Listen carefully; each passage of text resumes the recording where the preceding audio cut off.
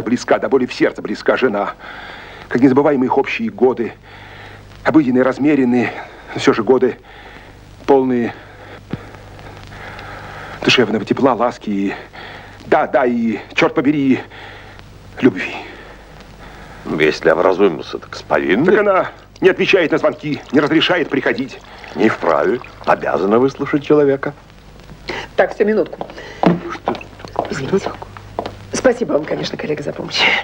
Но я что-то не очень понимаю, в чем суть проблемы. Я не очень понимаю, в чем суть этой проблемы, а? Ну, поговорить и объясниться. Это просто затмение. Это затмение легко прояснить, понимаете? Как? Знаете как? Есть один отрезвляющий способ. Развод!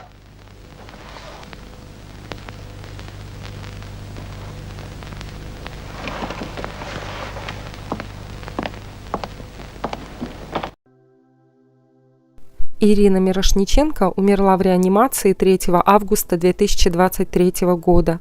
Одна из самых популярных актрис советского кино была экстренно госпитализирована 24 июля. Врачи обнаружили у звезды опухоль мозга. Потом у нее внезапно остановилось сердце. Медики смогли восстановить его работу, но состояние знаменитости резко ухудшилось.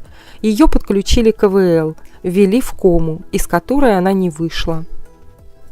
Ирина Мирошниченко дважды была официально замужем и дважды разводилась. Гражданский союз актрисы с Игорем Васильевым, который длился несколько лет, также потерпел фиаско. Личная жизнь одной из самых эффектных актрис нашего кинематографа сложилась не так удачно, как профессиональная. Ни в одном из своих браков Мирошниченко так и не стала мамой. Что помешало ей родить ребенка и почему звезда доживала свой век в полном одиночестве? Ирина Петровна появилась на свет в июле 1942 года в Алтайском крае в городе Барнауле. На тот момент ее отец Петр Вайнштейн служил в стрелковом полку в должности младшего политрука. Через пару лет Ирина вместе с мамой вернулись в столицу. В августе 1945 года Петр Исаакович демобилизовался и присоединился к семье. С раннего детства все помыслы Ирины были сосредоточены на карьере актрисы. Любовь к искусству девочке привела мама, с юности мечтавшая о сцене. Несмотря на трудное время, близкие старались дать Ирине достойное образование. Девочка осваивала музыкальные инструменты – скрипку, аккордеон, фортепиано, хорошо училась в школе, дополнительно занималась с преподавателем французского языка. Получив аттестат, посещала студию при театре Ленинского комсомола. Понимая, что с фамилией Вайнштейн будет трудно осуществить заветную мечту, взяла девичью фамилию мамы – Мирошниченко. С первым будущим мужем Ирина познакомилась, еще будучи ученицей 10 класса. Племянник Самуила Маршака, известный на тот момент драматург Михаил Шатров, организовал вместе с друзьями театральную студию, в которую и поступила начинающая актриса.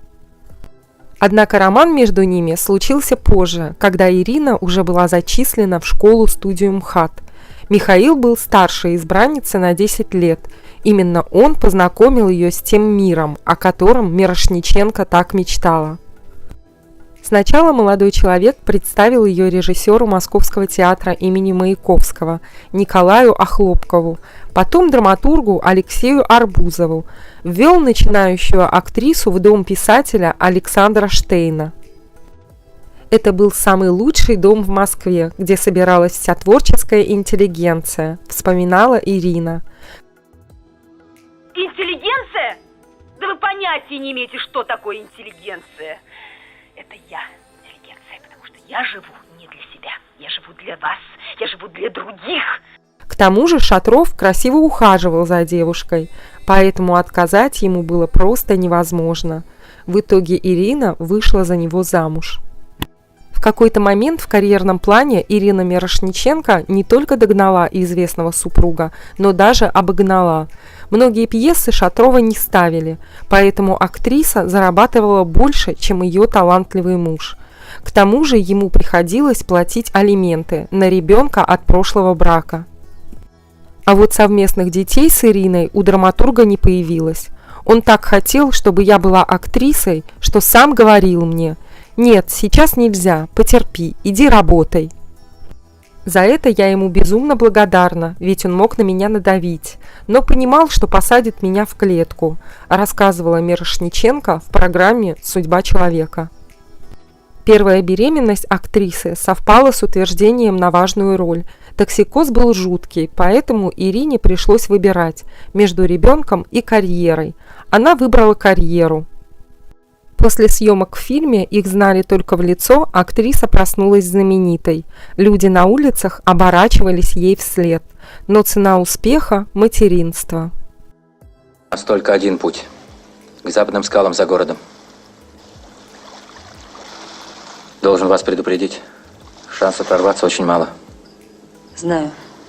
На всякий случай. Возьмите пленку. Здесь карта минных полей. Сотни человеческих жизней, Кулагина. Кулагина больше нет. Есть моряк Черноморского флота Сергей Виноградов.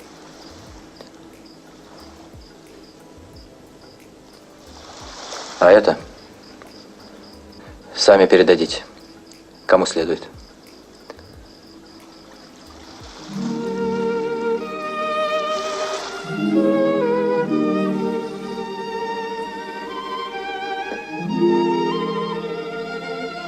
Ну, пора. Мирошниченко рассказывала, что хотела стать знаменитой артисткой, и все для этого делала. У меня было огромное количество репетиций, спектаклей. Я играла 29 спектаклей в месяц. Это круглосуточная работа. Еще ездила на поезде в Ленинград сниматься. Было невозможно забросить все и заняться семейной жизнью. Муж писал свои великие произведения. Он ставил великие цели перед собой. У нас была семья, построенная на творчестве. И это нас держало, и нам было хорошо. Я была уверена, что все еще будет. Я думала, что вся жизнь впереди. Вспоминала Мирошниченко то время. Мама мне сказала: стань кем-то, а потом будешь мамой сидеть дома. Я понимаю, что в меня захотят кинуть камень, но надо судить людей по тому времени, когда они жили. Я не имею права говорить, что я поступила неправильно. Это неправда. Но мне жаль, что я не сумела совместить одно с другим. Это моя проблема. Это то, с чем я остаюсь в душе. Это моя судьба, призналась Мирошниченко в шоу «Судьба человека». Пара рассталась из-за романа Мирошниченко с режиссером Витаутасом Жалакявичусом. Актриса отметила, что Шатров тоже ей однажды изменил, но она предпочитает об этом не думать. Я поняла, что это все ничто. У нас с ним была хорошая жизнь, настоящая человеческая творческая семья. Я не думала, что я порушу с ним отношения. Так просто получилось. Поползли слухи, что у меня роман. Мы были поставлены в такую ситуацию, что надо было решать, пояснила кинозвезда. Развод с первым супругом Мирошниченко называла тяжелым, хотя, пережив измену жены, Шатров повел себя более чем достойно. Он даже встретился с соперником, чтобы убедиться в серьезности его намерений. Ведь литовец был женат на момент встречи с Ириной. Витаутас заверил Михаила в том, что непременно отведет его экс-жену в ЗАГС, и не обманул, но брак просуществовал всего 6 месяцев. Если честно, наверное, это была ошибка, какое-то испытание, которое нам всем троим нужно было пройти, вспоминала позже Ирина. Кстати, Мирошниченко далеко не сразу решилась на развод. Съемки проходили в Ялте, и сначала она думала, что сможет скрыть измену от мужа. Но не получилось. Уже в Ялте начались разговоры, что литовец захотел разводиться. В Москве все гудят, что у меня роман с режиссером. Мы хотим снимать следующий фильм и едем вместе в Италию. Поэтому, когда Миша спросил меня об этом, я сказала: «Да, это так», рассказывала актриса. Через полгода Ирина развелась с новым возлюбленным. Гениальный режиссер оказался в быту абсолютно чужим для нее. Я привыкла к другой жизни, к другому человеку, мягкому, доброму, умному и понимающему. А здесь был совершенно иной мир. Нужно было все время что-то доказывать, соответствовать, вспоминала Мирошниченко. После второго развода актриса больше никогда не смотрела в сторону женатых мужчин. Что за время? 70% разводов – инициатор женщина, хранительница очага. Совсем с ума сошли бабы. Так, это что такое? Подожди, ты что, тоже с ума сошла? Я прошу принять дело к производству. Соблаговолите указать причину развода. Несходство характеров. Все. Да. На свете только тот судьбой одарен, кто осторожным и разумным сотворен. Третьего спутника жизни Ирина встретила на съемках в картине «Единственная дорога».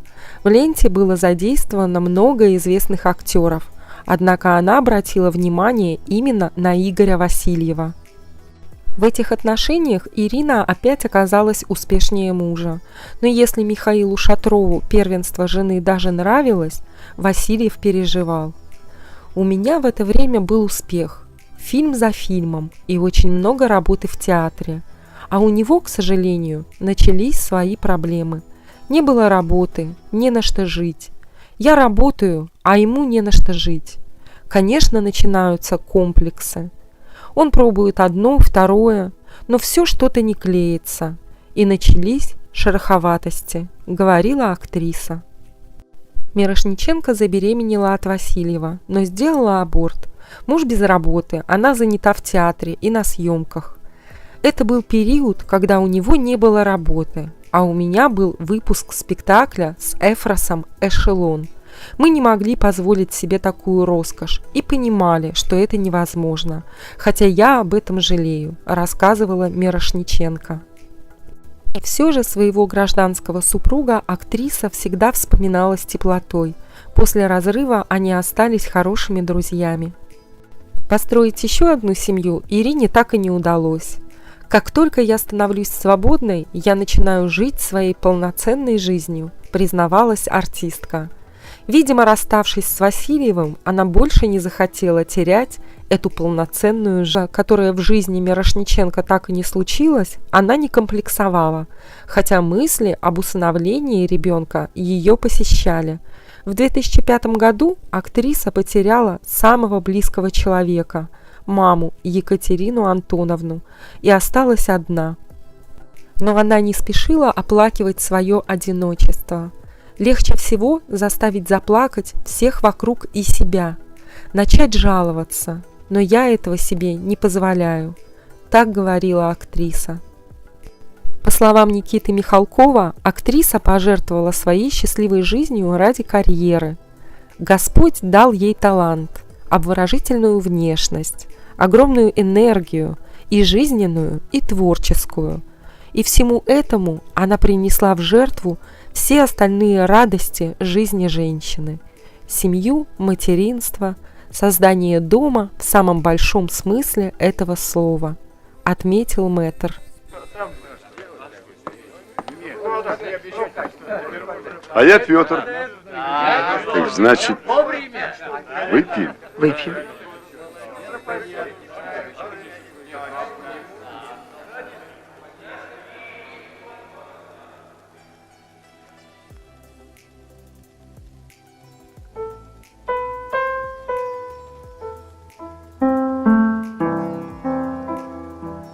Если вечер неспешно сгорая превратился в прощальный закат, в этом я виноват, дорогая, только только я виноват.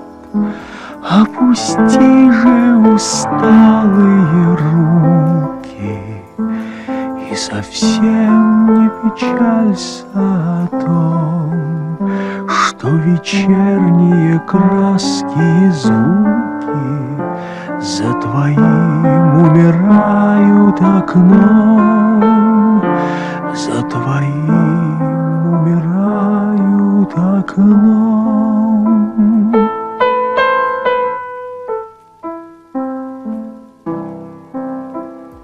Потому что я знаю, откуда к нам пришел расставание час. Просто мы не поверили в чудо, и оно не поверило в нас. За весною настанет другая, только та не вернется назад. В этом я виноват, дорогая, только я не один виноват, только я